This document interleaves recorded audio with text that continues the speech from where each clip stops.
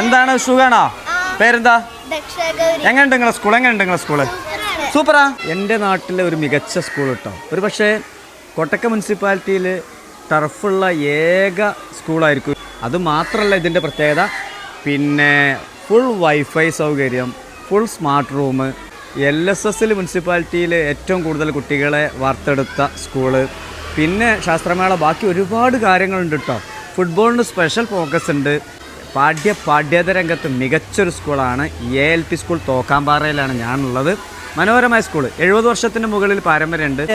KG session വളരെയധികം വെറൈറ്റിയാണ്.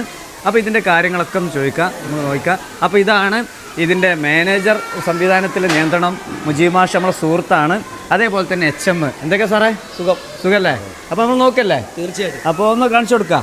ഈ സ്കൂൾ നിങ്ങളെ 70 വർഷത്തെ പാരമ്പര്യമുള്ള സ്കൂള് ഇങ്ങനെ ഇതിന് ഇപ്പോൾ ഈ കഴിഞ്ഞ കുറച്ച് കാലം കൊണ്ട് മാറ്റിയെടുക്കുന്നതിൽ മികച്ച പങ്ക് വഹിച്ച ഒരാളാണ് ഇദ്ദേഹം. അതേപോലെ തന്നെ HM നല്ല ടീം വർക്ക് കൂടെ ഉണ്ട്.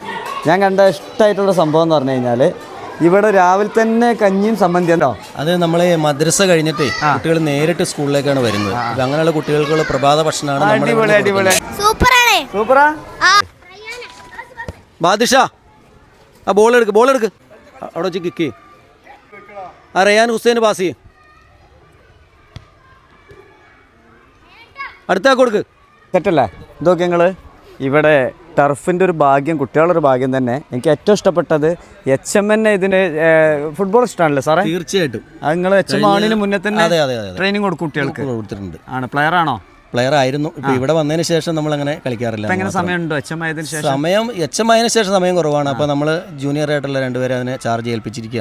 കായിക മേഖലയിൽ കുട്ടികളെ മെച്ചപ്പെടുത്തുക എന്നുള്ളത് ഇപ്പോൾ ഗവൺമെൻറ്റിൻ്റെയും അല്ലെങ്കിൽ നമ്മുടെയൊക്കെ ആവശ്യമാണ്. കുട്ടികളൊക്കെ പല രീതിയിൽ അഡിക്ഷനായി മാറിക്കൊണ്ടിരിക്കുന്ന ഒരു കാലമാണല്ലോ.